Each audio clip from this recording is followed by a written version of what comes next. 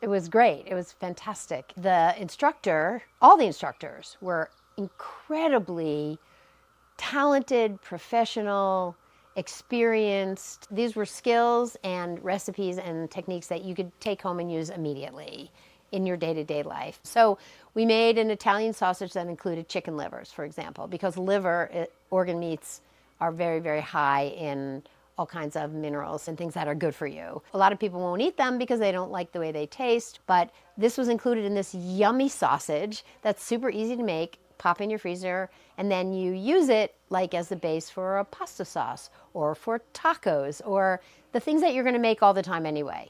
We learned a lot of different kinds of things that I'm just going to use them all the time now. So that was really great. One of the things that I loved about the class was that there was so much time for reflection and that we really got to know each other. There were women in this class from all different ages, all the way from like early 20s. I'm pretty sure I was the eldest. I'm 73.